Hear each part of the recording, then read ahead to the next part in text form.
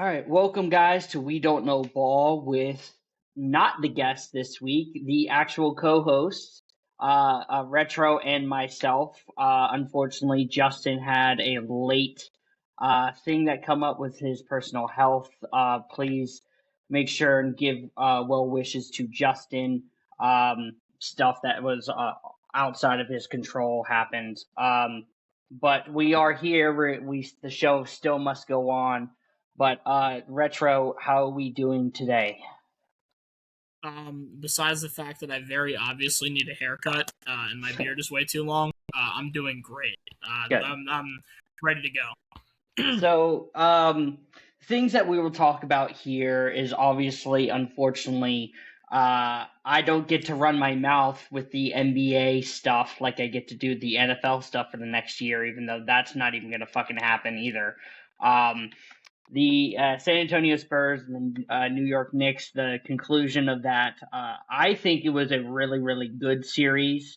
The NBA Finals, the Knicks won the NBA championship. Congratulations to the Knicks players, not the fans. You guys are douchebags, not gonna lie.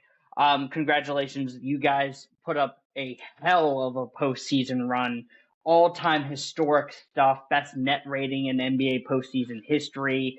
All of your role players stepped up when they needed to. Karl-Anthony Towns, OG, Mikal Bridges, Landry Shamet missing 1-3 against the Cavs. Like, you guys were dominant. And of course, probably the main discussion for today, the guy that is supposedly the best, most valuable player on that team in Jalen Brunson. So before we get into that kind of stuff, because I think we left off last week, I believe, before Game 3, so we'll just talk about the rest of the series.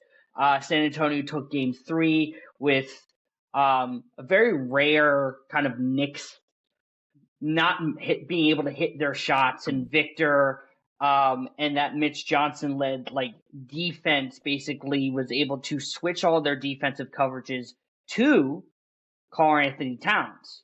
And through the first two games, Karl-Anthony Towns was going to be the Finals MVP. He was lighting up Vic, taking him off the dribble drive, just tearing him up, completely tearing that defense up. They switched that adjustment. And my question to you, Retro, is in that Game 3, when they made that adjustment, the two guys that started to step up was OG and Jalen Brunson. The immediate discourse after that game was, okay, now OG's going to be the Finals MVP.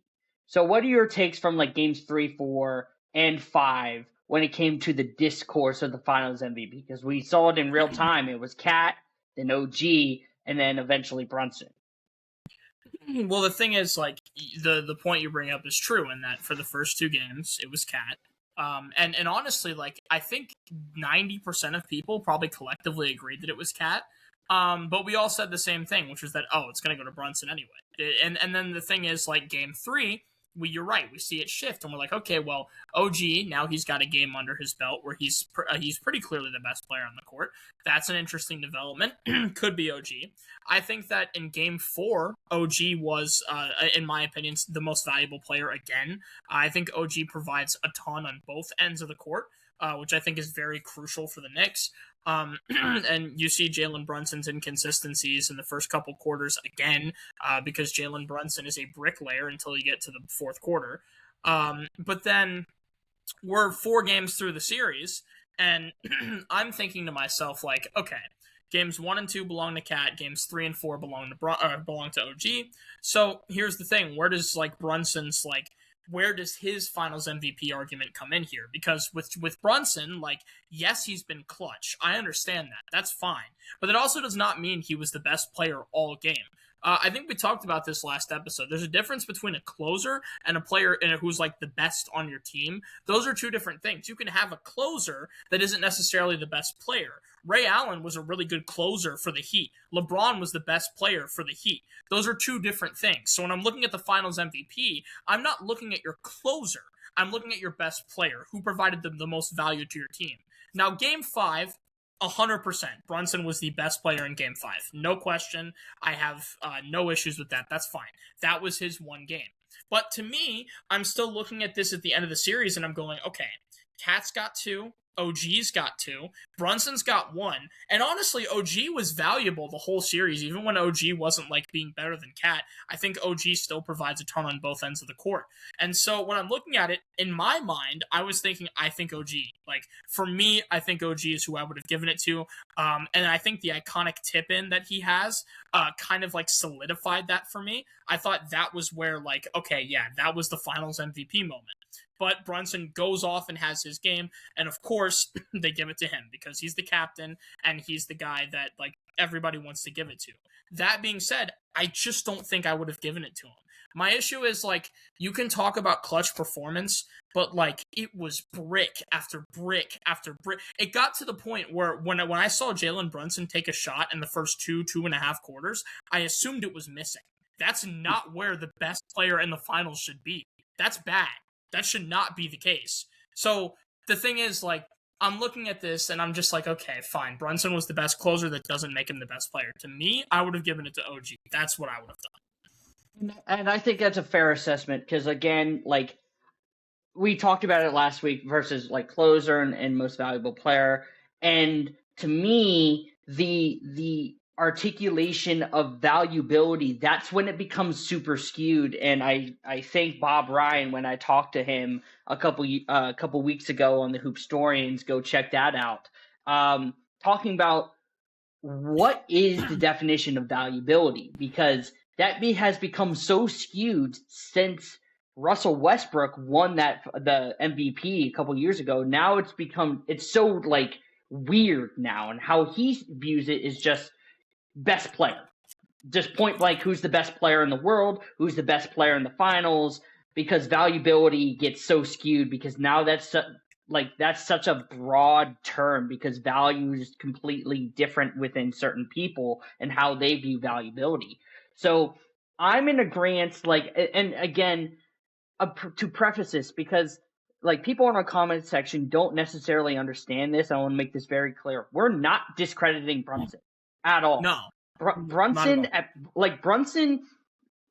literally had one of the best closeout games in NBA Finals history. Yes. Him, like Michael Jordan, I think Giannis, and I forget the other person, were the only people ever in NBA history to score that many amount of points in a closeout game. That's amazing, especially for a small guard like Brunson. Tremendous. So, like, okay, give him his credit for the closeout game. Fine, but what I don't want to brush under the rug is that Castle, Devin Vassell, Dylan Harper were giving him a tough look throughout the first 3 quarters. And then in the fourth quarter, the Spurs were notoriously running like a box and one zone and switching defense. And Julian Champagnie, just like he was getting fried by SGA, was getting fried by Jalen Brunson. So it's like, okay, get the easy defensive matchup, create off the dribble, get a dribble drive, and get Wemby in the corner so he can't help, and evaluates Brunson because now you have a whole bunch of really good shot makers and shot takers around him. So now Wemby just can't help. He just can't do it. So if everybody's shooting like 40% from 3 across from you, and Brunson, even though he is a good 3-point shooter, he wasn't a good 3-point shooter in this series.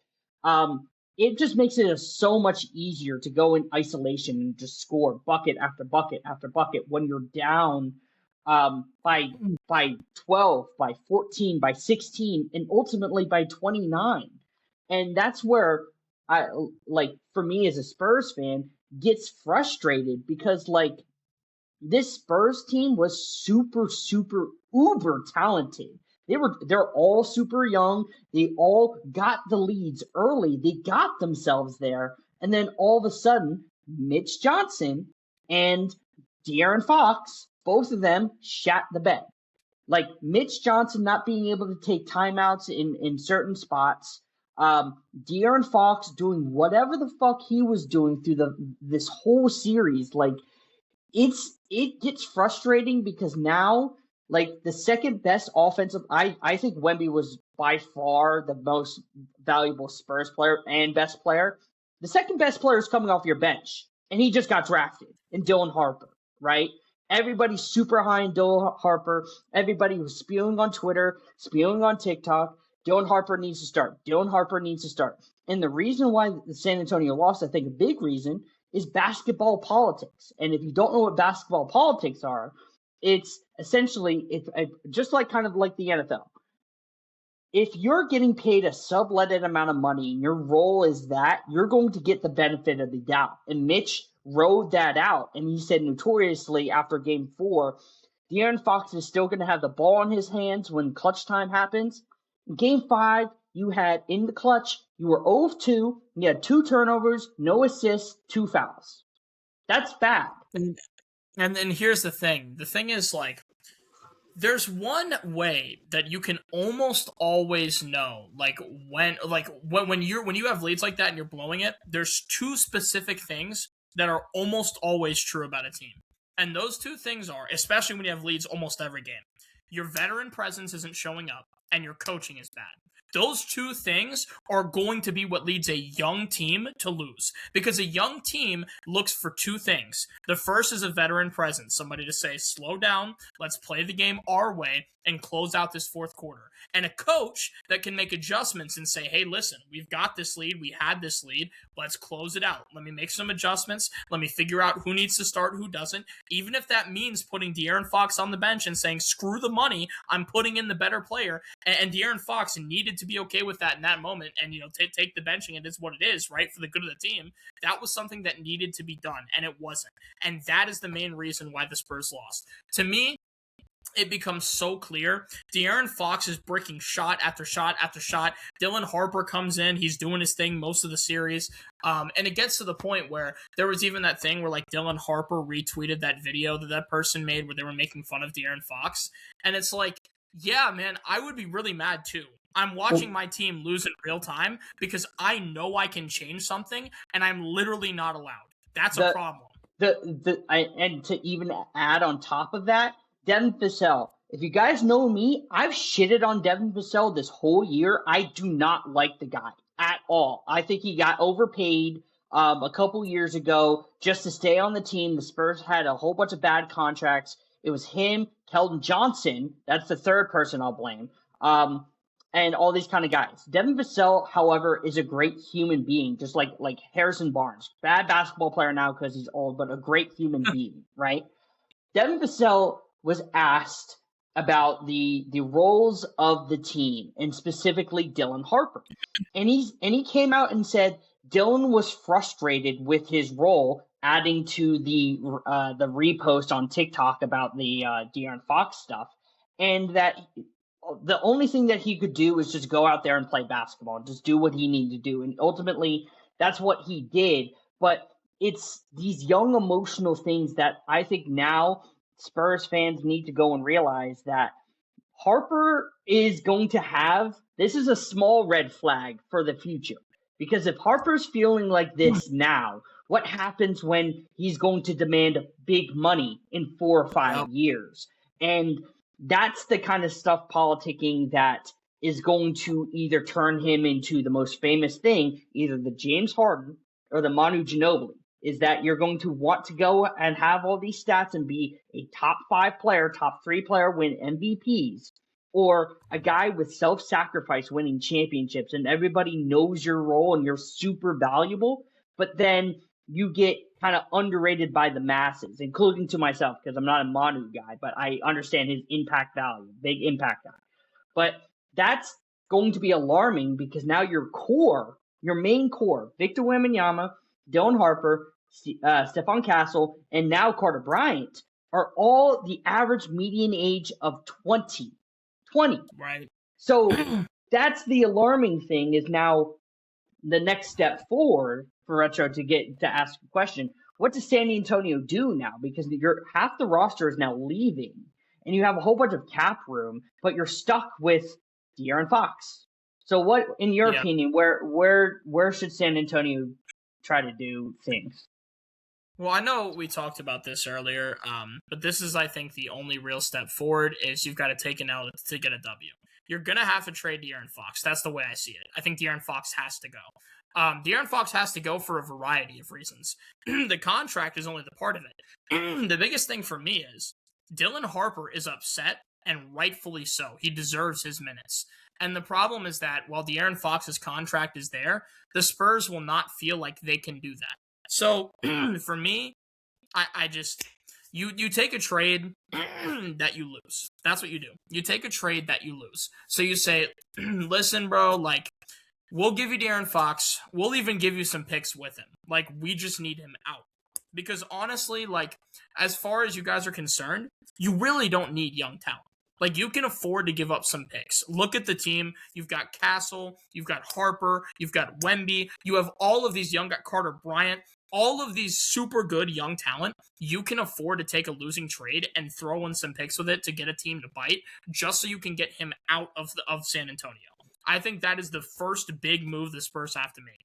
I understand that sucks. Like, I get that. Like, having to give up picks for basically no reason sucks. But the problem is, when you make a bed like this and you take a contract like this, you've either got to lie in it or you've got to destroy the bed. And destroying the bed's going to suck because it's going to splinter some wood.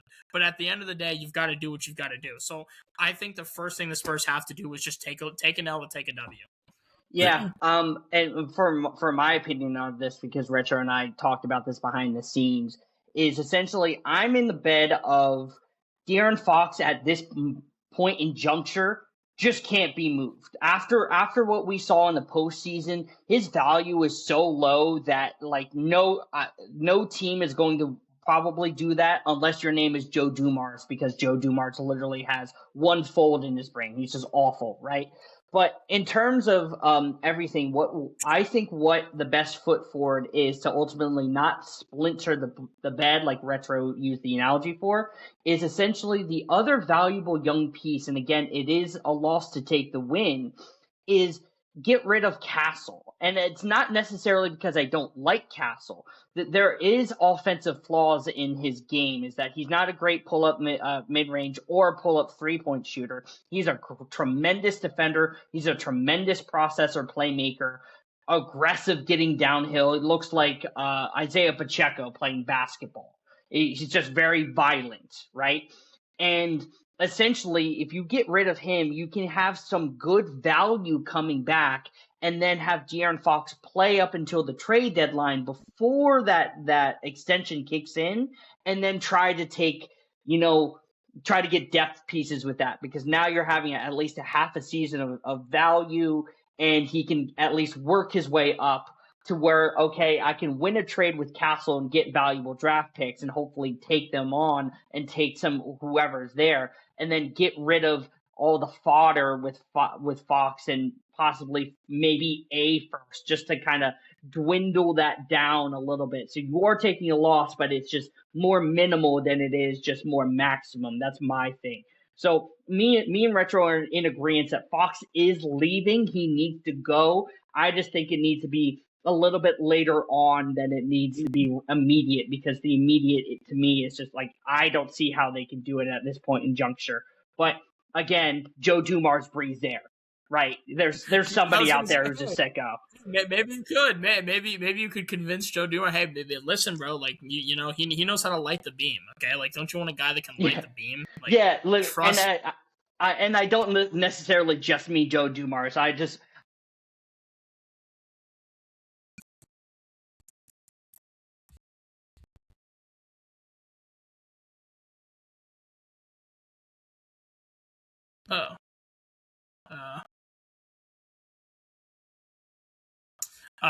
For the audience here, I don't know if you guys can still hear Jules, but Jules is frozen on my end. So we're gonna wait it out here. We're gonna wait it out. In the meantime, how was everybody's day? I had a really good day today, personally. The World Cup has been crazy. I gotta listen. The World Cup has been nuts. Okay, Messi dropped a hat trick against Algeria today, bro. How is he still doing it? It's unbelievable. Holland got himself two. He got himself 2 goals. Holland got a brace. That's crazy. Shout out Holland, man. I mean, honestly, like, he might lead the World Cup in goals. I think Mbappe got a brace too. That's pretty nuts. Cape Verde tied Spain. That dude, the keeper on Cape Verde, I think his name like Vitinha. Crazy game from the Cape Verde goalkeeper. Absolutely unreal. I'm pretty sure too he got like 7 million followers in like the next 2 days after that. Like crazy stuff. I know this like podcast is still like football and basketball, but listen, I'm just trying to buy time, so we talk about soccer here, all right? And yes, it's soccer. It's not football, okay? It's soccer. Okay? That's what we call it here in the United States. We call it soccer. And my co-host seems to have returned. So no, I'm sorry. My phone. Somebody called me. I apologize. No, that's okay. I've been keeping the audience prepared with my World Cup analysis. But like I was saying, essentially, there's people who are GMs who are out there who are like De'Aaron Fox is the age of 28, and he is going to be in his athletic prime. But we just don't know if he can get back to that Sacramento Kings clutch player of the year type of deal. So we don't know, but somebody's going to bite on something. I just don't know who it's going to be. It's kind of grim and weary. So yeah, I don't know. For Spurs fans, though, hopefully our future is bright. It's going to be pretty hard to get back to form in this Western Conference. So I don't know. I mean, yeah, I think that like I don't know. I honestly think that like it might not be as quite as bad as you think. Because like I think that everybody collectively agreed that like the Thunder were the biggest hurdle to get back, and the fact that you guys did it this year kind of shows. I think that there's definitely we're gonna see Wemby in a lot more finals. Like God willing, health willing, like we'll be seeing the Spurs back. I think, and I don't think it'll be too far away. No, I don't either. It's just very the West is going to get better, and San Antonio at this point in juncture probably is going to be marginal. So that's my concern.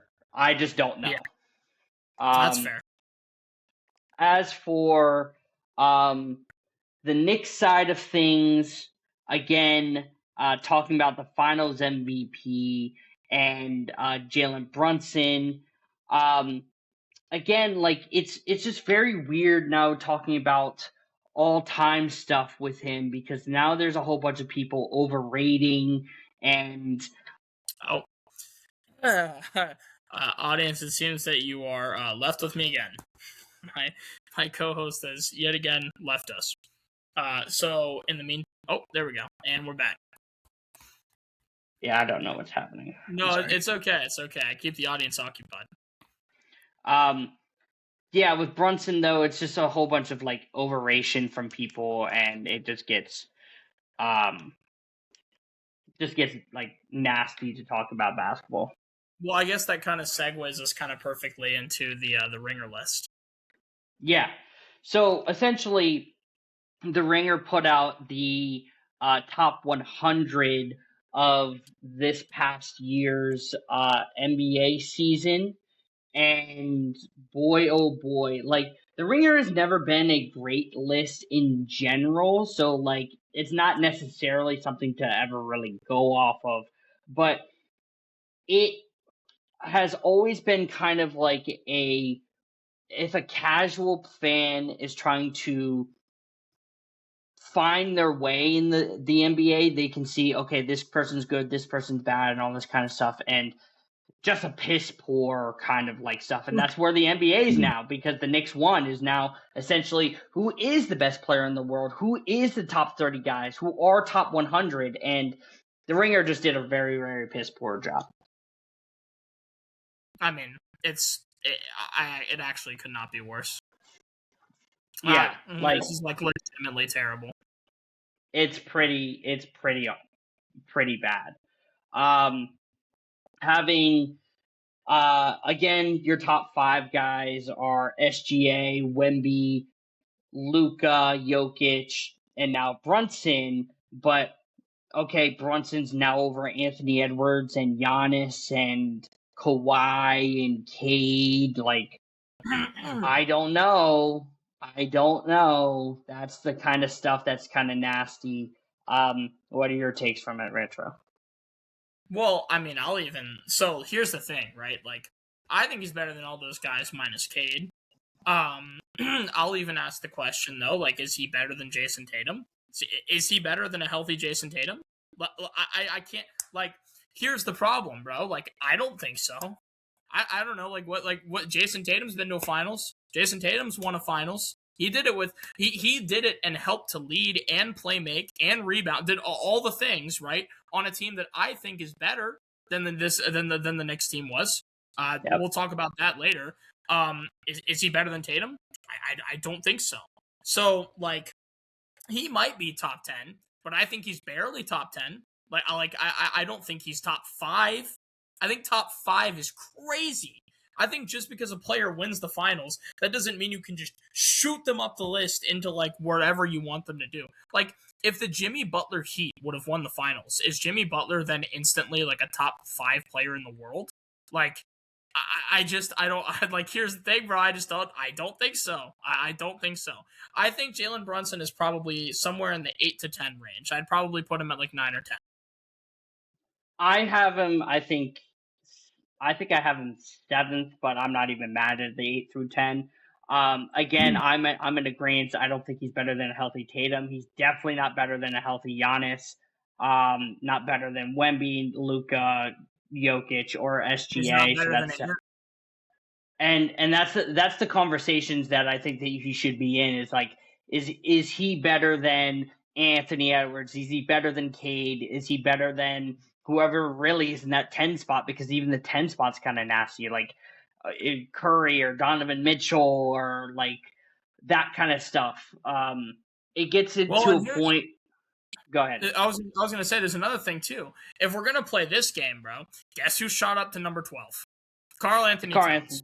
So if we're going to play this game, by the way, if we're going to play Jalen Brunson gets to be top 5 because of narratives, who was better who was more valuable in the finals, Karl Anthony Towns or Jalen Brunson? That's an interesting question. And if we're going to play this game of like, Jalen Brunson gets to be top 5, okay, does Cat get to be top 10 now? Does he get to be like top 8? Like, because I don't know, man. I'm looking at this top 8 list here. I didn't see Kawhi Leonard in the finals. Yeah, is he better than Kawhi Leonard? And that's where, like, that kind of stuff gets, like, kind of wonky, too, is, like, I'm a Karl Anthony Towns guy. I've loved what he's been able to do for this Knicks team, specifically in the postseason. Taking that defensive anchor, like, role, and just be tremendous on literally every single person he's played against. And being able to space the floor and also play make. Like, what was it? I think it was either against the Cavs or the Sixers. He gave you, like, I think it was like 16, 12, and 8. Like, yeah, for Karl Anthony, for somebody not named Nikola Jokic, who's just as big as he is, who can shoot threes, and that's extremely valuable. And I know that's kind of box score watching, kind of just stats, but like the playmaking has been there throughout this whole postseason in terms of running that offense. And that's been my argument with why this Knicks team is just completely in a different kind of tier as everybody else, is because Karl Anthony Towns is now running the show, and Brunson is a great scorer. I'll give him that, but just not the level of playmaker as anybody else. And ironically, Mike Brown was able to run a whole bunch of efficient, great postseason offenses when he was in Golden State. And who was the guy who was technically running that offense? Because it wasn't Steph. It was Draymond Green. And he had Kevin Durant. And he had Steph. And he had Clay. So it's like... And I think that's a great point. I also kind of wanted to touch on another thing, too, because I saw this as well. I will say another very, very, very valuable piece to this Knicks team is Mitchell Robinson, right? He's their primary rim protector. Very, very important.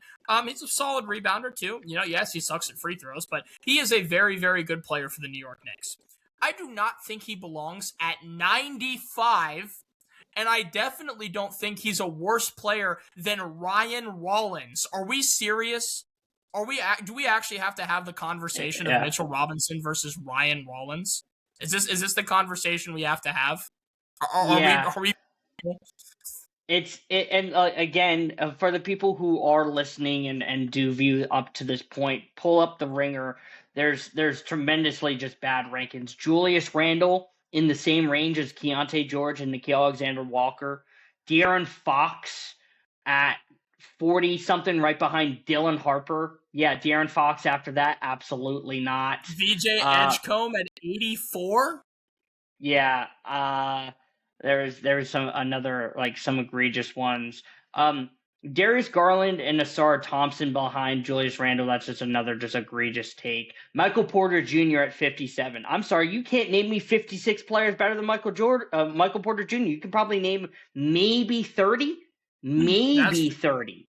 I will say one that personally made me angry, and I get that a lot of people are going to use this to troll. Josh Giddey is better than Andrew Nembhard. Can we please stop? It's Andrew Nembhard. Can we like he's a bench player. Like can we please come on, bro? Like yeah, it's just a lot of the stuff, and again and this is no shot at you, another troll. Like Dyson Daniels, great defensive player. No, true. I agree.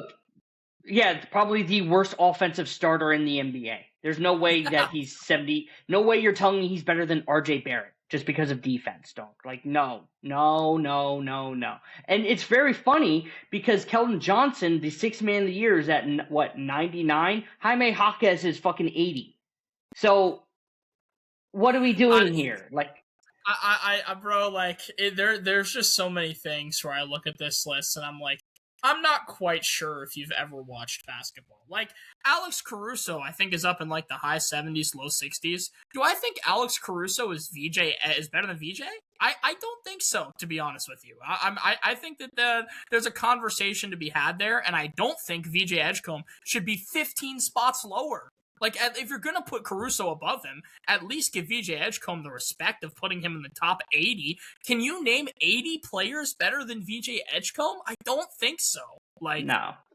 And again, this is just the Ringer stuff. Again, the Ringer has always been bad, but for a consensus ranking to get into next year that probably ESPN is going to use at the beginning of next season, ranking the people who are projected at these spots, it's going to be piss. It's going to be absolute piss.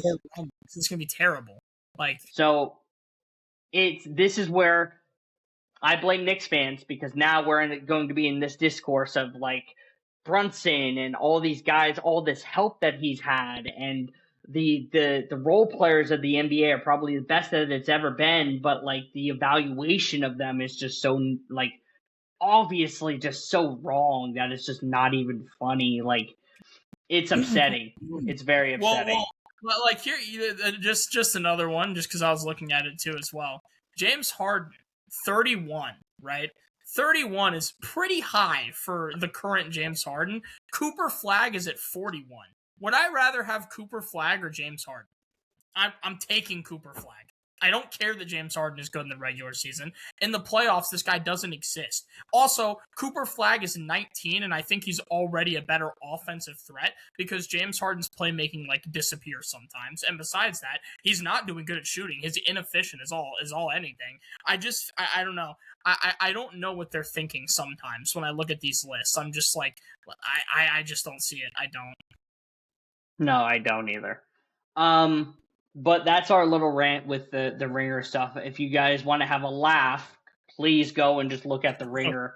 Because that, I think, is one of the worst lists post-season or to conclude a season that I've seen. I've always looked at the Ringer after the season to kind of see where people are. And it's there's some egregious takes, but I think this is by far the worst in a long time. The next topic up, and I swear it's going to be over soon. Thank you.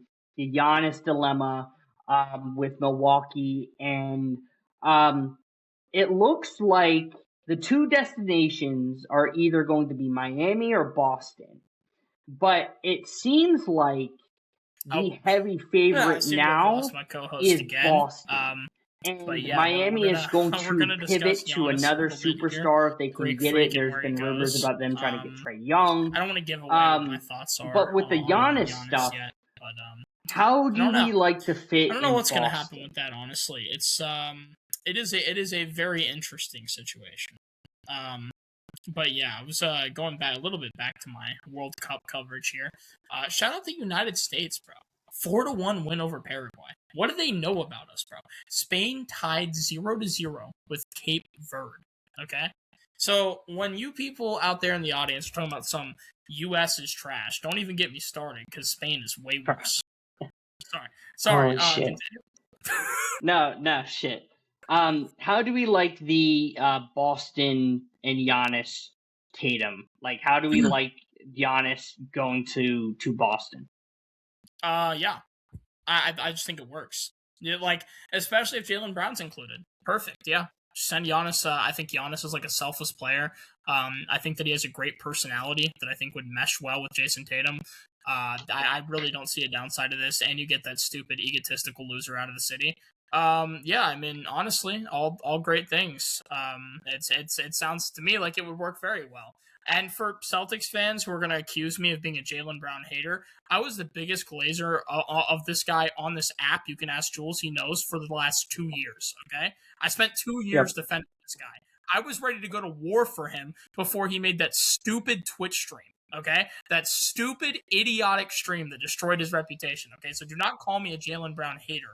I am the definition of a Jaylen Brown realist, and he should be gone. Yeah. As well as the fact that, like, the interesting part in this now is trying to find a third team. The three teams that have put themselves in this is Atlanta, Portland, and now all of a sudden the Clippers. Yeah. So if Jaylen Brown does get moved, I don't think it'll be to Milwaukee at this point. It'll be to one of those three teams. So in your opinion, where should Jaylen Brown land if it was one of those three teams? Yeah, so outside of Milwaukee, man, I don't think he works in LA. I don't think he'd be good on the Clippers. I feel like, I don't know, you don't really need a defensive wing because there's kind of like one of the best defensive wings ever that's already there. So for me, I don't know. I mean, I don't know, bro. Chuck him in Portland. See what happens. Like, Chuck him in Portland. It can't get any worse in Portland, right? Like, I don't know. Like, why not? Listen, you got Donovan Clingan. You've got Denny Advia. Test the waters. Why not? Why not try to, like, send him in there? Maybe you can give away, like, Tamani Kamara or something and a few picks and, see what happens. Why not? Okay. I'm in the, like, why this is so weird is because for the Clippers side of things, it looks like that they are going to move on from, if this happens, their fifth pick in this draft, which I think is nasty because the Clippers need a rebuild. So if they get Jaylen Brown, that's fine, but, like, you need to start, like, getting young talent with Darius there. Then with Atlanta, they're obviously trying to get into this defensive kind of minded play style with Daniels and Jalen Johnson. If CJ McCollum leaves, like, that gives Brown an opportunity to be the guy there.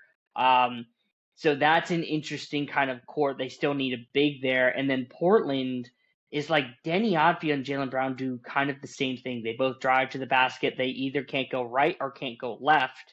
And it's like a redundancy. So it's like, it's very weird where he would land. I would probably say Atlanta, just so, like, on a statistical, like, output, it probably wouldn't be that much of a downtick. He would probably still give you 25, 6, and 5 rather easily. Well, I think there's a secret, like, option here, which I think does exist, in which the Portland and Celtics agree to basically go straight up Denny for Jaylen Brown.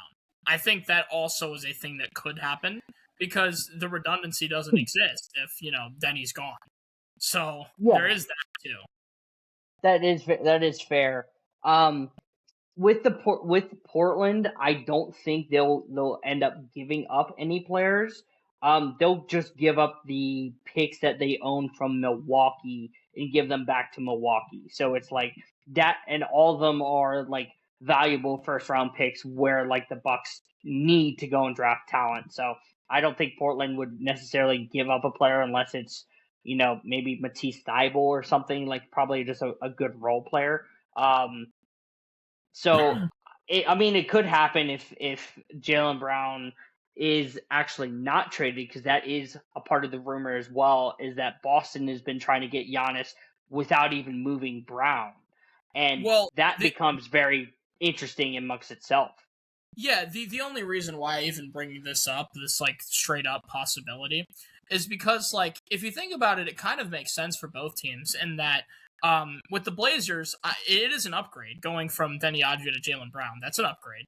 And then for the Celtics, if there is actually locker room problems, because there are rumors that there are problems between Brown and the organization, between Brown and Tatum even, right? If there are problems, then you get rid of Brown and you still get a certified like all-star, even almost all-NBA caliber player in Denny Advia. I think both teams kind of get what they want a little bit there. So I think it kind of makes sense. That's fair. I think if Jaylen Brown doesn't get moved or something falls through with Boston, Jaylen Brown will demand a trade, and that'll just make the ending of the ending of Boston and Jaylen Brown just way more hectic than it really should be. But even if he isn't traded and they do end up getting Giannis, Jaylen Brown's probably going to demand a trade anyways, because like he's going to be the third option. He might be the best third option in NBA history, but he's a third option, and we clearly know now that he's egotistical and he wants to go and get his stuff. So it's like I think he'd bail regardless. I think he would. And that's the problem. Jaylen Brown doesn't even want to be the second option anymore. Jaylen Brown got a taste of what it's like to be the first option and be in MVP talks, and now he can't get enough of it. He wants to be the first option now. And it's very upsetting to see that kind of like fame go to somebody's head who's mostly This is why I call him the politically correct version of Kyrie Irving, because they might as well be the same individual. Kyrie Irving gets a taste of leadership and he loves it, and guess where that leadership kind of collapses? In Boston. It's poetic. It is very poetic. Yeah, we'll kind of see what happens. I believe this deal is going to be done by the end of the week. I think Boston, Milwaukee, and whoever that third team is going to try to get this done before the draft happens. So whoever that third team is being able to give draft compensation to Milwaukee, because they already have the 10th pick, and I think that they want to try to get another lottery pick so they can just start to reload rather quickly. So that's just me, but be attached to your phones, because I do believe Giannis is going to be on the move within probably 48 to 72 hours, definitely before next week. Yeah, I agree. But in terms of that, in terms of the NBA stuff and ranking players and ranking teams, another hot topic and something that I wanted to do with Retro is ranking the last 10 finals MVPs as well as the final 10 last teams in general who are champions. And that has been more of a topic in terms of just ranking the teams in general. And so I don't have that much criteria. I will say I think a lot of people are going just based off of the postseason. But I like to do it and based off the totality of the season, because even though people say regular season doesn't mean much, it means in terms of sample size for what the players are, and then if they do elevate or or just go down in the postseason in terms of runs. To say my criteria out loud. Yeah, I was gonna say I'll clarify. I agree with the criteria. The question is not what are the best playoff teams and how to rank them. The question is, of the last 10 teams who won the finals, which of these teams were the best? The question is not about playoffs. The question is about the year. It's like the 2026 Knicks or, the 2025 Thunder or the 2024 Celtics. You're talking about the season. That includes the playoffs, yes. That also includes the regular season. So I agree with Jules. That's also, I'm looking at the whole thing. So we'll just go in descending order, and just go from 10 years ago technically, and just go from now. So the 2017 Golden State Warriors. Spoiler alert, I have them probably the best. Of course. Of course. Yeah. Okay. So you agree with 2017 Warriors as number one? Yeah, dude, and honestly, I don't even think it's very close. Yeah. Number two, right behind them, the 2018 Warriors. Where do we rank them? I have them number two. Okay. So for me, the 2018 Warriors are also obviously incredible. I think the only teams that they're in conversations with is the Thunder and the Celtics, because I think that each of them had things that are very unique. The Thunder's ratings were off the charts. They had an insane offense and an insane, historically insane offense and defense. And I think the Celtics had a historical defense too. You're looking at two teams that were just unbelievable. That being said, though, I think I do agree. I think I still put the 2018 Warriors at second. I just think it's honestly kind of hard to chalk the Warriors in any respect when it comes to that roster. What are you really supposed to do? I can't in good conscience say that team is not very clearly the second best. They swept the Cavs. I don't know. What do you want me to do, bro? I don't know. It's just essentially death lineup back to back. Right. No doubt. So I have those guys 1 and 2. Interesting one. I'm a little bit higher on this team. The 2019 Toronto Raptors. Yeah. They're really solid. They're really solid. I think I would have them behind the Thunder. I would have them behind the Celtics. I'd have them behind the Knicks. After that, it kind of gets a little hazy for me. I think they're better than the Bucks, but I think they are a better team than the Bucks. I think the Bucks honestly were relying on Giannis very heavily. I agree. Are they better than the bubble Lakers? Probably. Again, with the bubble Lakers, I don't want to say they're a bad team because they're not by any means, but I feel like AD and LeBron really did a ton of heavy lifting. So I think the Raptors are probably better than them too.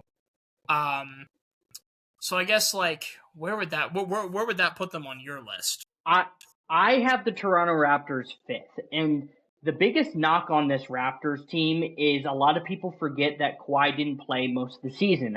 He played around 50-something games, but once he came back, he took this offensive load to where, similar to what we saw this year, that was probably the first year of peak offensive Kawhi consistently being able to create for himself and his teammates. But what makes this Raptors team, I think, the 5th best team is their depth.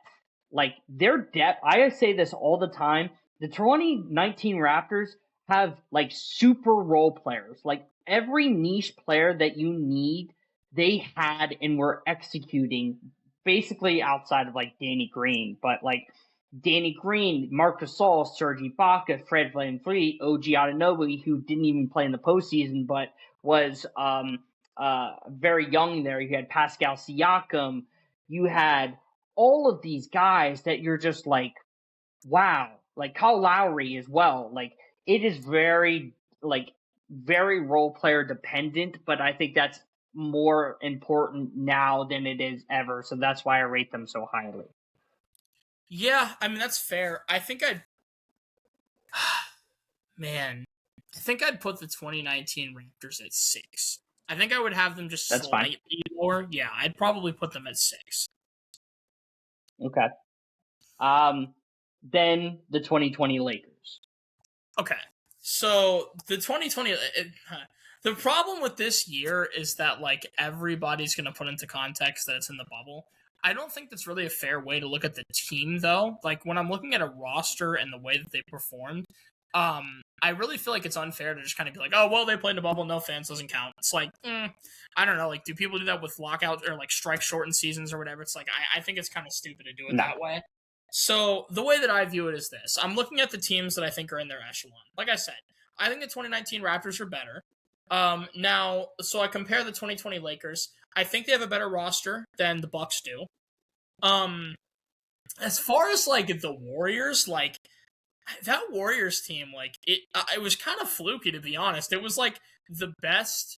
I think it was the best case scenario for what the We Believe Warriors could have been. Like if the We Believe Warriors had Steph Curry, like you know what I mean? It's like the best case scenario where like somehow Baron Davis lifts the Larry O'Brien. Like somehow that like so it's like, you know, I don't know. So as far as that goes, like I still think the Lakers are better. And then after that, like I don't know. I feel like I'd probably this is where would you put them? Because I'm still deliberating a little bit. I have them 6th, and the reason why I have the 2020 Lakers 6th is before the shutdown, people forget the best 2 teams in basketball were the Bucks and the Lakers. And so when everybody went back into the bubble and they had those 8 games in the regular season, the Lakers didn't slow down.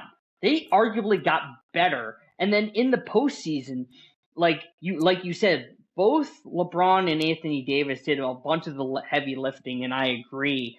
And the role players there were like iffy at best, but because of the fact that they had a dominant regular season and then got into the postseason and didn't slow down, the only knock on that Lakers team is that they probably should have beat the bubble Heat team in less games.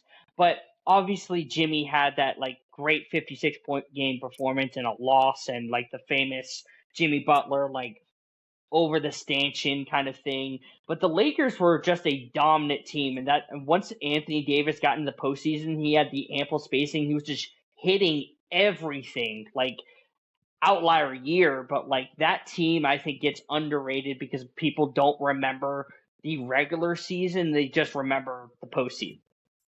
Yeah, I mean, I think that's fair. I think for me, I probably have the Lakers. I probably have them 7. Like I said, I think they are the best of like what I consider to be the lower 4 of the list. I just think that the 6 teams ahead of them, I think to me are a little more formidable. But I still think 7 is a respectable area for them. I agree. Next is the 2021 Bucks. Yeah, so this team I actually have as my last place team. I really don't think that roster was that good. I really think Giannis just like I get it, bro. Like he had some help. I understand. Giannis performed it was unbelievable, honestly. Like for me, I think I think it's either them or the 22 Warriors. Again, I think the 22 Warriors were very fluky, but I think the 21 Bucks have it. I have the Bucks at 9. I'm in agreement because essentially it's Giannis and friends. That is like arguably one of the better carry jobs in the past like 10 to 15 years. I will say what does get underrated for this team is that their defense in the postseason reaches all-time great status. Brooke Lopez, Giannis, Chris Middleton, Drew Holiday, they just had some real like defensive dogs in the postseason that were able to rise. And what I don't like is that people like say if KD didn't put his foot on the line, it would be the Nets. And it's like, okay, what happened to OT? KD choked, couldn't hit a fucking shot, and Joe Harris was your leading scorer in OT. Like, I'm not moved by that. I don't like that. That's a knock on this Bucks team. You knock them because essentially they were down 0-2 against a Phoenix Suns team, and Giannis had to completely change his game to where it's like, I need to just go and dominate. I need to be the guy. And no one else showed up in that finals. It was Giannis and friends, and that's the reason why, because as a team, again, defensively they were great, but offensively they were just garbage. Like, couldn't do anything. So I have them 9th. The next team up is the 22 Warriors. Yeah, and I have them at ninth. I just think like between them and the Bucks, it's kind of like who do you feel like? Like I said, this Warriors team, I if the finals run that they did, if they replayed that 100 times, I don't know if they win it again. Like I don't know. I it's funny because I this is where I have the Warriors last, and again, no credit, discredit towards his team, but I Right. do remember having these conversations at the time. I picked the Warriors to win, and everybody was like, "Oh, you're crazy! Oh, you're crazy!" And at the time, I wasn't a fan of Ime Udoka way back in the day in 2022, and I'm like, he's not going to be able to figure out Steph. Like, they don't really have they have the wings to go and do it, but they just don't have the off-ball defense to go and run what Steph is able to do. And what happened? This Boston Celtics team, who's a great defensive team, yes, they had young guys, but they played drop coverage on the greatest three-point shooter of all time, and he torched the piss out of that team. So I'm in agreement. Like, this Warriors team isn't necessarily good because the postseasons they were down in a lot of these series, and a lot of it had to do with like injuries, right? The Warriors in Yeah. injury talk all the time. Like, John Morant was averaging fucking 30 plus points on that Warriors team, and that Warriors defense was no slouch. They were, I believe, the best, a top five defense in the regs and probably top three in the postseason. It was like them and the Celtics. They were a great defensive team, and you're having guys getting hurt on the opposite end. You're just like, okay, the Warriors are going to win, and like that kind of stuff. It was a the other carry job, I would say, I don't even think this is a carry job because Steph wasn't even like that great in the postseason. I Yeah. think he was really good. I think he had a great finals, but there was just some iffy points in the postseason that I just don't think Steph was like It was just tremendous. it was just a weird year. It was just strange. Like, Yeah, I agree. The next team up is the 2023 Denver Nuggets. yeah, I have them at number 8. So, like, I think they're better than the Warriors and Bucks. I don't think they're better than the Lakers or Raptors. I'm really not that overly big on this team. I don't want to say it was like a Jokic like carry job because that would kind of be unfair to his teammates. But I really think this was just an example of Jokic being the ultimate offensive hub. Like, Jokic was able to just kind of make everything work. And I think that like and I get the finals competition. I understand that, like, whatever.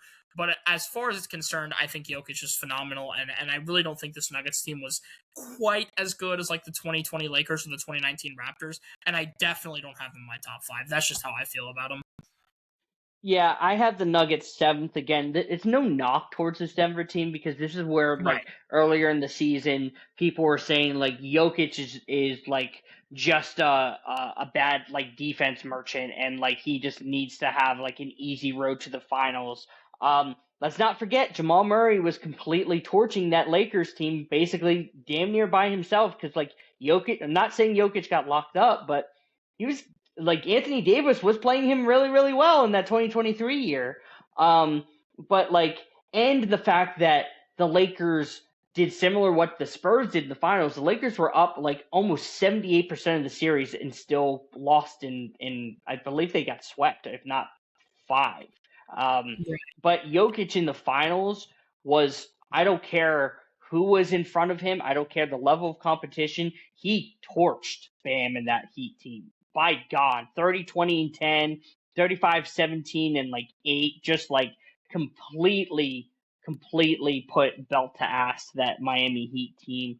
But in terms of just like the totality of stuff outside of the Jamal Murray stuff, you had some key contributors, but it just wasn't like the collective group that you're just like, okay, that's a great team. So I have them seventh. Um, the next team up, the 2024 Boston Celtics. Yeah, so I have the Celtics at 4th. I think this is when you start getting into the upper echelon of some of the better teams that we've ever seen. We already talked about the 17 and 18 Warriors. Obviously, we know who they are. This 24 Celtics team was phenomenal. Built phenomenally. One of the best all-around rosters I think we've ever seen. We talk about role players. I mean, this team was built to win. And it still can. It still does. Even with like Jason Tatum being out, we saw like this year's Jaylen Brown Celtics being able to get up to a top 3 seed in the East. It's unbelievable. So when you look at this team, like when everybody was healthy, all the role players were playing, unbelievable roster. They were just great. So for that reason, I have them at number 4. Yeah, I have them fourth as well, and a lot of people give me shit for this because it's like I think this is a top 10 team of all time, and rightfully so. They put belt to ass to everybody in the regular season and in the postseason. They also dealt with injured teams, but like they won convincingly against these teams. It wasn't like no question about it. It was just more like they had the roster, they had everything to go and dissect you. And mind you, funny stat from our friend Glore, who's the Celtics Glazer, is that in the finals, that was the worst 5-game stretch offensively that Celtics team had the whole entire season, and they still won against the Dallas Mavericks team in convincing fashion. So this Celtics team is obviously historically great, but there's a team next year that I think just does it a little bit better than them. And that's where I'll spoil it, and I'll start with the 2025 OKC Thunder.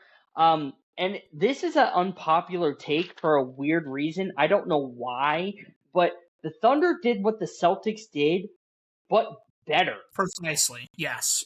Yeah, like they had all-time great shot maker like in SGA. They had a just stifling defense throughout the regular season and even in the postseason. I do get the knock because they got taken to 7 by Denver and gotten taken to 7 by the Pacers, but essentially the reasons why is because of Denver and Indiana were like the opposite of the antithesis of the Thunder. They just had Nikola Jokic, who is arguably the best offensive player that whole series. Just you can't stop him. And then the Pacers' offense that runs on pace and not turning the ball over to where like OKC suffocates you and tries to turn the ball over, and Tyrese just isn't going to do that. So it's like both the regular season and the postseason, I think it's just a little bit better. They have less wins.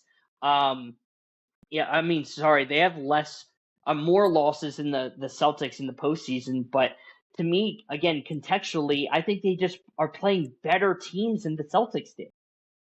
Yeah, I mean, I'm so the way that I see it, I'm in agreement. I also have the Thunder at number 3. I think they, like you said, they just did what the Celtics did, but better. Literally that. And then finally, this New York Knicks team. Where do we have them over the last 10 champions? Right in the middle. I have them at number 5. I think that they are better than the Raptors, Lakers, Nuggets, Warriors, and Bucks. But when I compare them to truly historical teams like the 2017 and 18 Warriors, like the Thunder, like the Celtics, I just cannot say they are a better team than them. I can't do it. It just doesn't make sense. Sure. And I'll actually switch this. I have them. I'll move the Nuggets down, and I have them 7th. And see, this is why this Knicks team is weird, right? Because historically, great postseason team, all-time net rating leader in NBA history, dominated every person that they were able to play. But they also had the closest margin of victory in NBA Finals history against a young Spurs team who had no playoff experience. Now, granted, their defense was all-time great as well because of one Victor Wembanyama and their perimeter defense. But essentially, again, when we rank these guys, their regular season wasn't good. They had a lot of hiccups in the middle of the regular season. Karl-Anthony Towns was bitching about his role on the team. He didn't know what it was going to be. Jalen Brunson, in my opinion, coasted throughout most of the season. And he still made an All-NBA second team, which is because Brunson is a good player, but I think he coasted, and essentially they turned it up in the playoffs, and that's really good. But as a total team, people I think need to realize that this team is a great postseason team, not a good regular season team, and you have to make the accommodations of both. Because if you just talk about postseason, of course they could be arguably really top 4 if you can make some good conversations between them and the Celtics or the Thunder or whatever. But in terms of just teams in general, I just don't think this is a top 5 team, and that's no hate at all. That's fair. That's fair. I think anywhere from like 5 to 7 is probably fair. Yeah. Now, right on that same path too, we have the last 10 MVPs, finals yep. MVPs. So again, same kind of deal. We'll do descending order, and we'll start with the 2017 KD Finals MVP. So this one I'm actually way higher on than the 2018, and I'll explain a little bit why. But for me, I have the 2017 KD at number 4. I think this was a phenomenal performance. I mean, really phenomenal. This year, like, I think he gives you like 35 a game. He's just like absolutely out of his mind. I think that like the thing is, to me, when you're watching this series, one of the biggest reasons why the 17 Warriors were as dominant as they were is that you bring him into the fold. And I think for me, like, that team was phenomenal, and I think he was phenomenal. And obviously, like, we see him win back to back. But I think this year was a little better than 18. So yeah, that's why I have him there. I have him. See, this is like weird because I think this is the year specifically that I think KD was better than Steph because of just the numbers, the raw numbers. Yeah, and that's like when you argue the raw numbers, you're just like, fuck, that's impressive. But at the same time, it's like, okay, yeah, you should be doing that because your team is all time great. So, like, if you're not doing that, what the fuck are you doing? So, to me, I have KD at 5 because it's like I'm not trying to tax, but at the same time, I am. You know what I mean? It's like, okay, go get that Finals MVP, but like, is that really like great? Because again, I do think that he was better Stephen this year. But contextually, it's like you should be putting up that number because you are next to one of the best, like in the best situation of all time. So I'll have KD in 2017 at 5. Now next year, same person, same team. 2018 KD. Yeah, well, I talked about this a lot, or I talked about this a little a second ago. I actually have this at 9. I actually think that there is actually a significant drop here. And it's not even really because of KD. Like, it's more the fact that all of the performances that I have, like, in between 2017 and 18, I just find to impress me more. Like I think that KD does play worse. I don't know if it's by a significant amount, but you're seeing that he's averaging, a little less points. I think like 7 or 8 less points. You see that his splits go down a little bit. He just kind of performs a little less. And I think that 2017, like you said, this is the year he's definitively better than Steph. I don't know if 2018 I can make a similar argument. I just think 18 is a little worse. I will say, though, like, insane that he went 96% from the free throw line, so shout out KD from that. But yeah, I think this one is at 9. I'm really not as high on it. Yeah, same thing here. I believe this is the year that I believe after that game 3, Steph gets in the locker room and starts to cry because KD is literally trying to give up shots to Steph, and Yeah. Steph is not hitting them. And KD's like, well, we still got to win this fucking game, and has a tremendous game 3. So even though Steph, I think particularly is more valuable in terms of just like offensive player throughout the series because he's seeing more double teams, generating more offense, and KD's willingly trying and also, to like, unironic gravity as well. Like, Steph is right. Yeah. Right. I just think for that series amongst itself, that's where like you do see the statistical downgrade. It's because the context, like he's trying to help out Steph, but Steph isn't performing. So it's like you still have to give it to somebody, and KD is the guy. So I'm in agreement. I have KD 9. So the next one up is 2019 Kawhi Leonard. Yeah, so my top 3 are solidified, and all 3 of them, I would argue, if not carried, this player basically did that. For me, 2019 Kawhi is number 3. I think that 2019 Kawhi is absurdly impressive.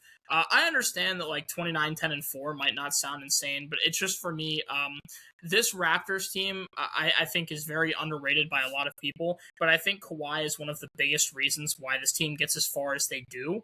I mean, I really don't, because we talked about this before. This Raptors team, like I had them at number 6 in my 10 last champions because I really don't think the team was all that good. I think that Kawhi had the ability to bring everything together and bring everybody together and secure a win with that team. And so, because of that, I think it's only fair that I give him credit where credit's due. And with that team, and I put him at number 3 because of his work that he did. I think he was an amazing ceiling raiser. So I'm actually in disagreement with this. Okay. Kawhi in the postseason, I think, was peaking through the first 2 series and the obvious legendary 76ers series where he hits the shot. Course. By far, at that point in juncture, his best series. But if you go look at against, like, he struggles mightily against that Bucks defense. Like, he's not being able to hit shots, and it's like Pascal and it's Kyle Lowry having to kind of carry, I don't want to say carry the load, because that's just like they have to pick up the slack a little bit, because Kawhi is getting a lot of coverages from specifically Giannis and Chris Middleton, who are probably at both their defensive peaks at that time. So he takes a statistical downgrade. And then in the finals, like, Kawhi does good, but he, again, another like efficiency downgrade, and his defense isn't as valuable. Like KD and Clay both get hurt in the series, but KD does play for a full quarter, and he's just spotting up and doing basically nothing. But his primary the primary defender on him is Kawhi, and he's torching him. Like, and again, I'm not trying to knock Kawhi because that's a Kawhi at his start of his offense, but like he's still viewed as this like defensive like juggernaut, which rightfully so. But Kawhi in the finals just isn't like, I think, is much to be desired. If that 76ers series, that same thing happened in the finals, I would agree that he would be top 3. But I think he peaks in the middle of the postseason, and then it kind of just like slightly goes down. So I just don't think he was as dominant as he was early in the postseason as he was in the finals. That's why I have him set. Okay, no, that's fair. Like I said, I think the only reason for me is because I love people who can raise ceilings, and I just feel like I get the argument with like the finals thing. And that's definitely fair in that I think you're right. His defensive performance did leave a little bit to be desired, but I also think that, like, again, his presence on the court, we're going to use this word a lot, but just the fact that defenses are having to scheme for him, and they're going to have to put guys like Giannis and Middleton on him, their best defenders, to keep him at bay. Yeah. I think that he still, was able to get his own. He's still giving you, I think it was 28 a game. I think he's still giving you that. So like, or 29 again, maybe. And it's like, yes, his efficiency splits do go down, but I don't think they're like horrendous. I think he shoots like 30. Yeah, and I think he shoots like 36% from 3 that series, which we can take. So for me, I feel like, yes, he definitely goes down a little bit, but he still plays great, and that's why, like, I think he deserves to be up there. Yeah, that's fine. Next one up, Sir Clutch Sports himself, LeBron James. So I have this at number 6. What's very interesting about this one is that I would have given it to Anthony Davis. Like again, I think LeBron played like great. Like, I think LeBron had a phenomenal like finals. Okay, I think he played really, really good, especially for his age. Okay, like, I think he played great. And giving me 30, 12, and 9, I think is what he did on really good splits. Yeah, bro, like really, really good. That's why I have it. Like, it's still top 6 for me. I'm not trying to like hate on it whatsoever. I think that personally, I would have preferred Anthony Davis win because I think his defensive impact was absurd.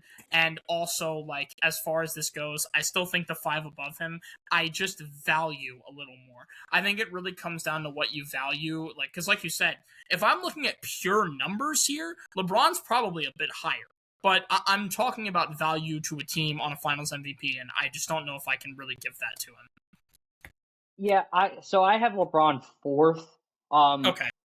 You said it best. Like Anthony Davis through the first 3 rounds in the West during COVID was probably the most valuable player. Sure. He had some type of epiphany where I can finally hit my jump shot and Yeah. then be able to lock you down. He had that clutch 3 in the corners and yelled Kobe after it. That whole moment for him. But through the first 3 rounds, I agree. I think Anthony Davis was for the most valuable player. But when LeBron got into that finals and saw Caleb Martin, Gabe Vincent, fucking who else was their guards, and he was playing point guard. He's like, oh yeah, I'm 6'8", 280, and let me Yeah. just drive to the basket. And that's what Retro said. Just go look at the raw numbers. You're just like, god damn. He was again. A lot of people argue this is like LeBron's offensive peak outside of 2018 because of just how poised he was, and just realized that I can be the most dominating person on the court, and I agree to that. I don't think he was coasting through the postseason. I just think for impact value, I think Anthony Davis was better. But I think in that finals, he put his cement down and was like, let me be the guy. And I think he did it. I do see the argument for Anthony Davis in the totality of the run. I just think LeBron in the finals to me is just offensively just the guy, no question. Yeah, that's fair. That's fair. And again, that's why like with LeBron, you could, like you said, you have him at 4. I have him at 6. You could convince him. You could convince me to put him at 4. Honestly, like that's fair. Yeah. Next one up, Giannis in 2021. So this is my number 1. We talked about this like just now. I had the 21 Bucks as the worst team on that list. I think you had them at 9th. So basically, Giannis was faced with a task where it was like, all right, here's the deal, Giannis. You either have to become Superman or you're not winning the finals. Like that's basically what you have to do. And so Giannis is giving me 35 and 13.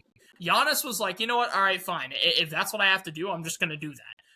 And obviously, like, he's not a 3-point shooter, so or he wasn't then, and he really isn't now, but he definitely wasn't then. So you're not seeing a good 3-point percentage. I understand that. He's giving you 62% from the field because Giannis basically, because you said the whole thing about LeBron, right? I'm 6'8", I'm like 280, I'm just gonna drive. Giannis can do that, except he's 7 feet. So Giannis is able to drive to the basket and just dominate. Giannis, that series was dominant. There is no other word to describe what he did. It's still, I think it's the most points that has been averaged by a Finals MVP in the past decade, and probably longer than that. It was an absurd display, and that's the reason why I have him at number 1. Worst team, in my opinion, and the best performance. For people who are young and haven't seen Shaq in 2000, this was Giannis in 2021. I have him as number 1. I have I was a little bit too young to see the peak of Shaq.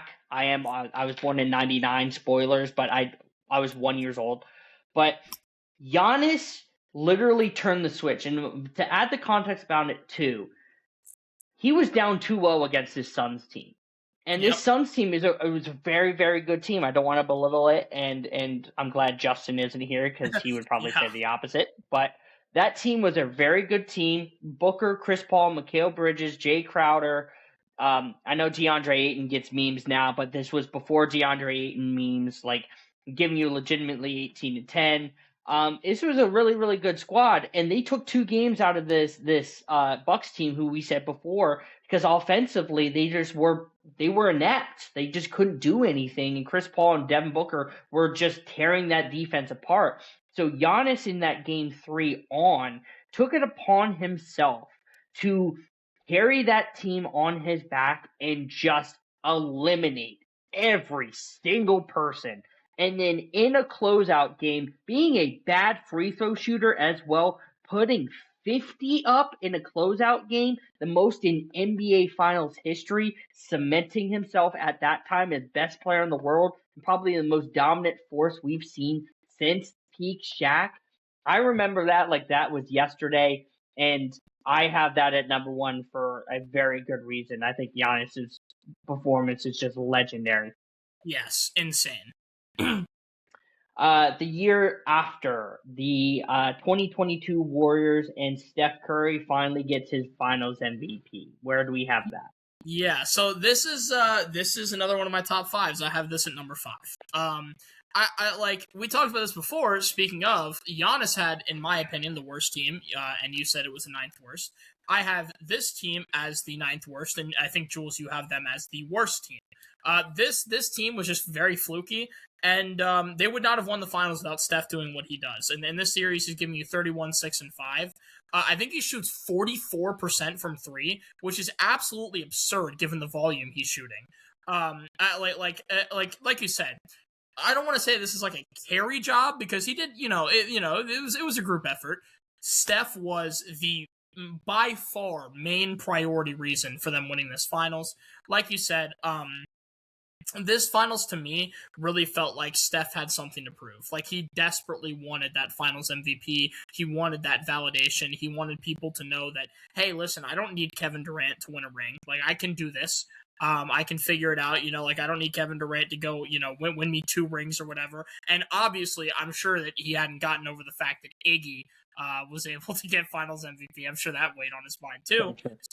Yeah. So Steph goes out and he's like, listen, bro, I'm 33. I'm still going to do it. And he did it. And that's absurd to me. It's very impressive. Yeah, I have this at number 3. In that postseason, again, I talked about the Warriors' defense, and it was you had to get offense through spots. And the biggest knock on Steph throughout the postseason is Andrew Wiggins stepping up and Jordan Poole and that kind of stuff, to where like people make arguments throughout the postseason, me included, that Andrew Wiggins was more valuable in the series, Jordan Poole was showing up, Draymond Green, and Klay Thompson was a virtual no-show throughout this postseason, so he couldn't even get arguably the second Splash Brother. So throughout the most of this postseason, and on top of the fact that he has a whole bunch of injuries, it's like, okay, they're winning these games, winning these series, and then going against this Boston Celtics team who, like I said before, is a great defense. They had a very great switchable defense. You have Tatum, you have Brown, you have Robert Williams, you have Marcus Smart, and all these guys. And again, Ime Udoka playing drop coverage against the best three-point shooter of all time. And if people who don't know drop coverage is in PNR is when your center is back, and Robert Williams had asked to be like 10 feet off of a low drop coverage, and Steph is like, what the fuck are these guys doing? and like Retro said, shoots 44% from 3, just lighting them up, and Ime never makes the adjustment to go and either switch that or whatever. So Steph, again, has a really, really good finals just series in general. And that's where my evaluation is like Steph was kind of iffy throughout the postseason, but he finally says, let me get my finals MVP and let me get that shit done. And I think Steph solidified that in convincing fashion. So I have him number 3. So the next person up is Nikola Jokic in 2023. I have him at number 2. I think I have this Nuggets team as like the 5th best on my list, which is okay. But Jokic is like the only way I know how to describe him is an offensive ecosystem. Like he fuels everything around him. Like it rebounds, playmaking, scoring, anything you want a player to do on the offensive end, he can do it. And in 2023, this was no exception. Like Jokic was basically facilitating and doing everything. It was crazy. It was absurd to watch. To have a center that can have that kind of impact is unreal. In that series, he's averaging 30, 14, and 7 on 58% from the field, 42% from 3. His splits were very efficient too, despite the fact that he's also putting up 30. He just did everything that you could possibly want from a player. Not to mention the fact he's giving me 84% from the free throw as a big man. Like Jokic just did like everything I needed him to do and more. I found his performance insanely impressive. Not to mention the fact they won the series, I believe, in 5 games. So for me, like it's just like he played incredible. Yeah, I also have Jokic too. Like, this is where the horse meme started, you know? Like, give me back to horse. I need my horse. I don't want to go to parade. I want horse. Yeah. Jokic again. I know we're not a fan of true shooting here, but 67 true shooting. That's a fucking plus 13 throughout the series as a big man who has the skill set of Nikola Jokic, giving you 30, 14, and 7, like Retro said.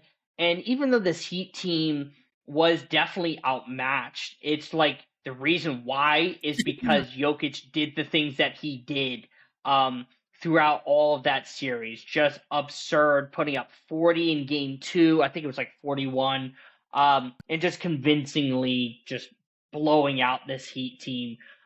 Even though, like, I believe Jamal Murray was pretty decent throughout the series, he just wasn't like the Lakers Jamal Murray. He's Right. more of just the standard Jamal Murray of the playoffs of what we know him as now. And Jokic just said, "Get on my back and let me just fucking tear Yep. shit up." So I have Jokic number 2. Now, I already know that we're going to disagree with this. I I know don't that think for we a will fact. actually. Okay, so Jaylen Brown, 2024. Numero 10. Number 10. I have him Oh, at number 10. okay. So here's the thing, right? Like, listen, whether or not I think that Jaylen Brown deserved it or Jason Tatum deserved it, it doesn't really matter. What, like, here's the thing, bro.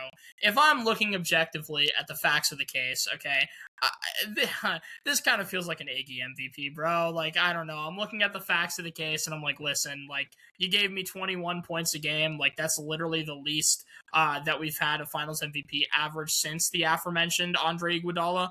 I mean, I don't know, 5 rebounds and 5 assists. That doesn't really move me. You're shooting 24% from 3. Have you ever seen a basket in your entire life?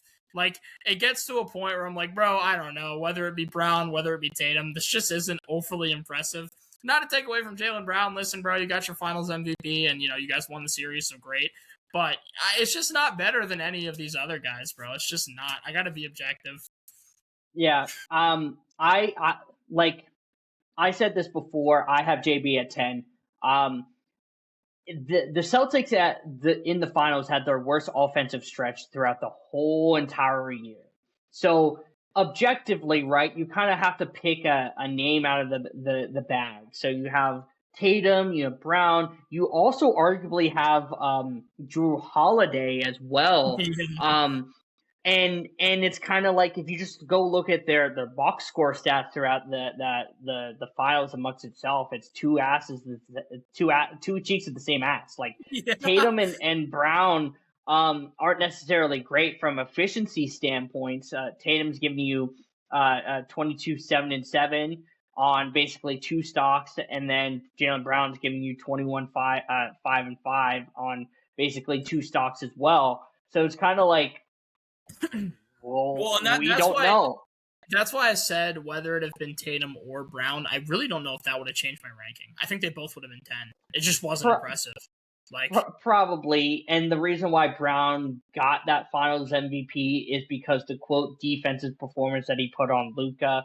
But if you go at what like Luka was doing, even though like Luka's giving you 38 and 6, and he doesn't shoot well from 3, but it's 47%. His true shooting is, I believe, a 53. So it's like a -5, but he's still probably the best offensive player in that series because like that's the thing. It's unironically almost the exact same thing as the Iggy Finals MVP. And really, the yeah. question is like, I don't know. I'm looking at the two. So Jaylen Brown's giving me 21, 5, and 5, and Iggy's giving me 16, 6, and 4. But Iggy's doing it on much better splits. So like, hey, maybe that's the conversation that needs to be had. Yeah. Next person up is SGA of 2025. Let's talk about it. Thunder fans, you guys aren't gonna like me for this one. I have this one at number 8. Now, you can say, okay, well, SGA, yeah, he averaged 30 a game. Yeah, he did average 30 a game. Sure. On an amazing team, mind you, on an amazing team with a great coach, He did average 30. But what was his efficiencies when he was averaging 30? Well, he shot 44% from the field, which is okay. And then I need to adjust my glasses to make sure I'm looking at this 3-point percentage correctly, because this might be wrong. Does that say 24%? That is 24% from three? That's almost as bad as Jaylen Brown. So again, like, to the Thunder fans out there, yes, I understand you won the series. Yeah, I get it. Like, cool. Whether you should have won the series is also another question in itself, but I'll leave that, okay? Hypothetical, whatever. Would you have won if Tyrese Halliburton didn't get hurt? I don't know, but we'll leave that for another day, okay? But what I can look at is, objectively speaking, your guy was inefficient, as he typically is, which is another thing that people don't want to talk about. This is no exception to that. I don't have it, as low as I have two other guys, but I do think it is on the lower end. Yeah, see, I really want to agree to this. I think 8 to me is a little bit too low. I have SG8 at 6, but I do think it's on the bottom half of this. What you said is absolutely right, and OKC fans are just not going to be able to look at you in your face and say, like, oh, he wasn't bad, because throughout that series, there was talks about Chet being Finals MVP. There was talks about J-Dub being Finals MVP. And what was happening throughout that series was that the Pacers were able to outpace you collectively and put you on your heels because, like I said, the OKC defense is more predicated on a half-court defense, but that Pacers offense is more predicated on full-court offense. And it just the exact matchup where you didn't want to see it. And like you said, it's the Tyrese injury in Game 7. But I don't like to use if, ands, or buts because exactly. That's why I said hypotheticals aside. I'm just going to look at what he did. Yeah, I think collectively, I think he was a good playmaker in that series because he had the famous through the legs pass to J-Dub for the clutch shot. I believe in Game 6 they were down 3-2. And SGA does have at least a decent Game 5. No, it was J-Dub in Game 5, and then Game 7. Game 7 was not good efficiency-wise because I believe he's 8 of 27 or something like that. It's Kobe 2010-esque where it's just not a good closeout game. And Chet is probably the best player in that Game 7. But this is just a bad series from a player in terms of what you're known as, Mr. Efficiency Man and Mr. I'm a good playoff performer. No, you LARP as a good playoff performer. So I think Retro. I think you convinced me. I'm gonna move him. I'm gonna move him fucking down. Yeah, I think I'm gonna move him down. Well, and honestly, what you said at the end is kind of the biggest thing for me. You're literally known as Mr. Efficiency Man. Where was the efficiency? Like that's what you're known for. And he gets pushed to 7 with his Pacers team. Again, I'm not trying to discredit the Pacers because the Pacers were a good offense and probably the second best team in the second half of the year of 2025. But the finals performance just isn't. It was isn't Tyrese Halliburton, Pascal Siakam, and the power of friendship. Yeah.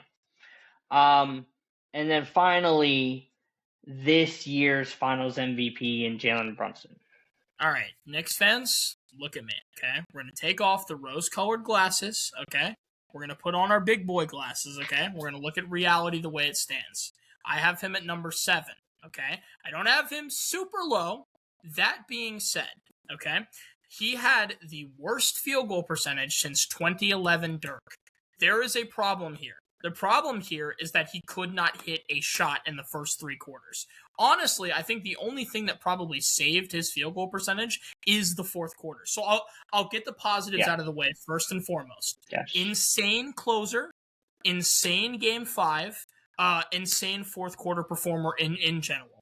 Okay, that's the and great tough shot maker. Those things out of the way. Jalen Brunson, because you talked about this before, there were talks of other people being Finals MVP with that Thunder final. In this Jalen Brunson final, that's all we were talking about. We were first talking about Cat and how, well, Cat has taken the first 2 games, so where's Jalen Brunson in this equation? We talked about OG when he takes the next 2. Where's Jalen Brunson in this equation? When there's a question of whether or not you should have even won the Finals MVP to begin with, that's something we have to take into account. This is like a very big thing here. For me, how can I put you above like number 7 or, you know, maybe even like a 6 or something like that if I don't even know if you were the number 1 or most valuable player on your team in this finals? For me, I cannot do it. The efficiency wasn't there.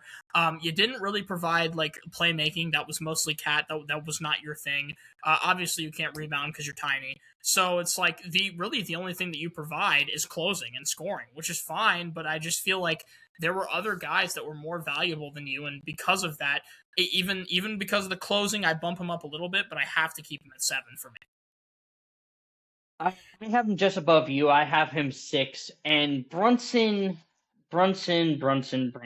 Like, okay, I'm in agreement in terms of the efficiency stuff and the valuability stuff and all this kind of things, because like that came into question because you were shooting dog piss when Stephon Castle and Devin Vassell were on you, and then as soon as you got the matchup on Julian Champagnie, you took advantage, rightfully so, because that's what any good scorer should be doing, and the fact that at least you had the balls to go down and like try to finish over the top and try to get driving lanes on like Victor Wembanyama. Like that is all-time great stuff. And then, like I said, one of the better closeout games in NBA Finals history. I'm going to give you that notch. But in terms of just the totality of the series, there was questions. There was and even throughout the playoffs, there was questions about Karl-Anthony Towns or OG and that kind of stuff. Brunson, you are a great fourth quarter guy, probably the best closer in the NBA as of right now.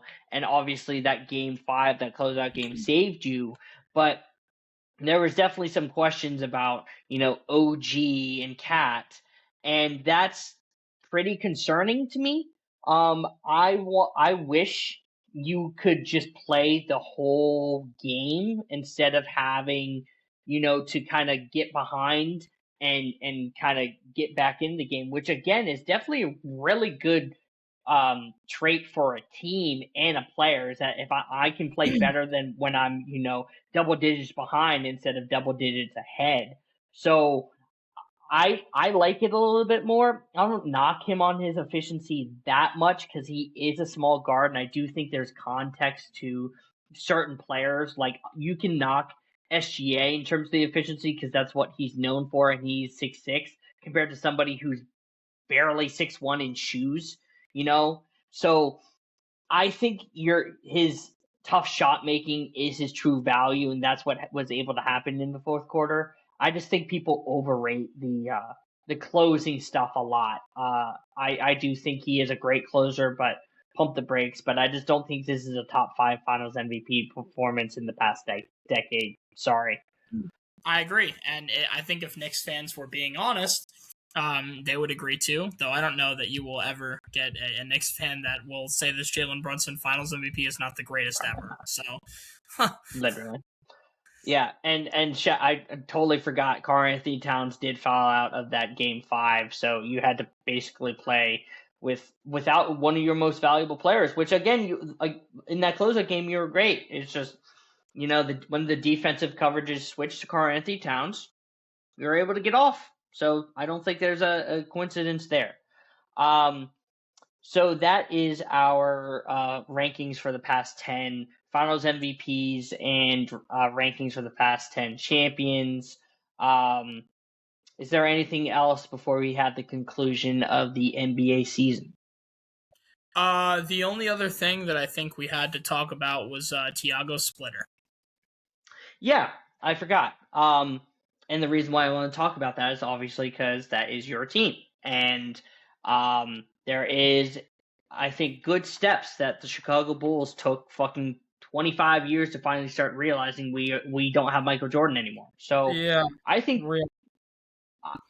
Tiago is such a good addition for you guys to still, like, basically stabilize your half-court offense Yes. and like slow down yourself to be like, let's get into our sets, let's be able to run efficient stuff, because what he was doing in Portland with the hand that he was dealt when Chauncey had his legal troubles basically the first week, and get them into the playoffs, and ultimately, yes, they faced the Spurs, but like you can only do so much there. But like that Portland team was on good track because of Thiago specifically. And I do think that now, with all the change in Chicago, getting Thiago Splitter and making him an actual head coach is good signs for Chicago. And I want to give you your kind of your take about Thiago being there now with your 15 guards that you have on your roster. Yeah, I'm very happy with it. Like you said, I think a big thing that needs stabilizing is our half court offense. I know you and I differ on Josh Giddey, but we both agree that his half court sets are not great. He does great in transition, but half court is not good. So my hope is that Thiago Splitter, he's a very smart coach. I think he understands the game very well. Obviously, he's played it at a high level. My hope is that he'll come in and kind of help to stabilize that. I also hope that he kind of brings in a winning culture. I feel like the Bulls have just kind of been okay with like mediocrity for forever. Derrick Rose was kind of like the one little break that we had in the midst of all that. But it's like I think it's a good step. I'm never going to be really hopeful because I'm a Bulls fan. But someday perhaps the light may shine upon us, and I think that Thiago Splitter is going to be at least a good help to that. Yeah, I think he does good with forwards and centers, specifically what he was able to do with Denny, what he was able to do with Donovan Clingan and Jeremy Grant, like all those. And basically, the Bulls have nothing but like good forwards. Noah Senge is going to come back. Hopefully, he's healthy. You have Montes Buzelis. You have Jaden Smith. So he can unlock something from that front court that hopefully hasn't been done before, and then be able to try to figure out who are going to be your lead guards in the half court and what they do. Is it Giddey? Is it Trey Jones? Is it Anthony Simons and that kind of stuff? But we'll wait and see. But like to me, I think that's a really, really good sign in terms of we don't want to be mediocre anymore, and we want to actually start competing, because the East is going to get better over the years, and if Chicago is going to give their best foot forward, what they have been doing is the necessary steps to be a good team, hopefully within the next couple years. So hopefully they're probably a playing team next year. I don't know, but I'm very happy to see them do that. Yeah, I mean, I think I kind of hope we're not a playing team. I don't know if I want to be there again, but like, in terms of like actual progression, you guys fell out of the play-in. I just don't know, because of how the East is right now, if they're going to be within the actual playoffs. I think they could probably be a 7th seed, and if they are able to draft one of the guys with their pick, maybe within the next couple years they're a 5th or 4th seed, because obviously those top end guys are starting to get super older. This team is young, they have good potential, so hopefully they can actually have some progression like we saw with the Pistons the past couple years. That's my big thing. Is you talked about how good he is with forwards. My thing is I think Modest has All-NBA capability. I think he has the talent to be All-NBA. I think he just has to harness that. And I think another guy that does is Caleb Wilson. And from what it looks to be the case, a lot of signs are pointing towards the fact that he may end up being a Chicago Bull. And if Caleb Wilson is a Bull, I hope that he can also utilize what Caleb Wilson brings to the table as well. I think that there's a lot of hope in the Bulls front court, especially if we get a guy like Caleb Wilson. So my hope really is that Thiago can be a good developer. He can kind of teach them and like how to play in the NBA, how to really utilize their talents. And that's my hope. I need him to be a good developer. Yeah. And I think he is, with what was able to happen with Portland, because Portland was supposed to be the bad boys 3.0, because Chauncey wanted them to be a completely defensively slanted team. And then Thiago gets there and be like, yeah, no, we're not going to do that. We're going to do 2014 Spurs basketball. And they ran some really, really good sets. Denny is a flawed offensive player, but like, I like Denny. His fans are toxic as fuck for reasons that I won't get into. But in terms of the offense, it was a lot of good process. It was just they didn't have the actual spacers. Where I think Chicago can probably make moves or develop guys to become good spacers, and be able to be a really versatile switching defense, which Tiago did in Portland. So it's good signs. And I wanted to say that like there's going to be no troll shit from me. I know Justin's going to fucking troll you because if he was there, he would say something else. But it's a genuine, like, I do think Chicago's giving really good steps for success in the future. Bring up that one clip from that podcast that somebody sent in our chat where they said the Phoenix Suns are like the next drought franchise, and I would just bring that up, and I'd be like, yeah, have fun with your drought. You're already in a drought because you're in Phoenix, but have fun with that drought. True.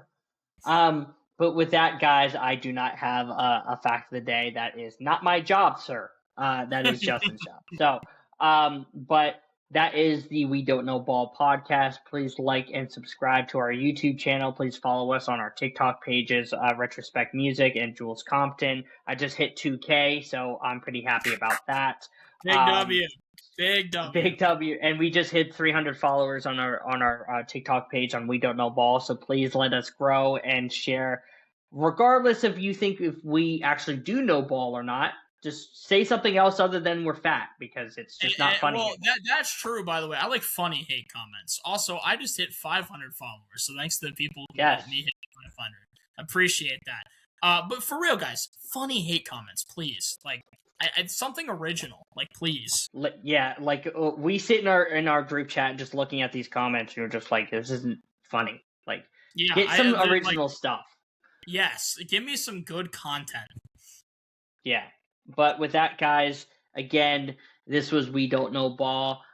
We will probably we'll definitely talk about the draft next week, and hopefully soon we'll start doing our predictions for the NFL season. So yeah, I was gonna say, we probably have to have a football pod next week. There's too much going on. Yeah, so with that, guys, it has been Jules and Retro. We'll see you next week. Peace.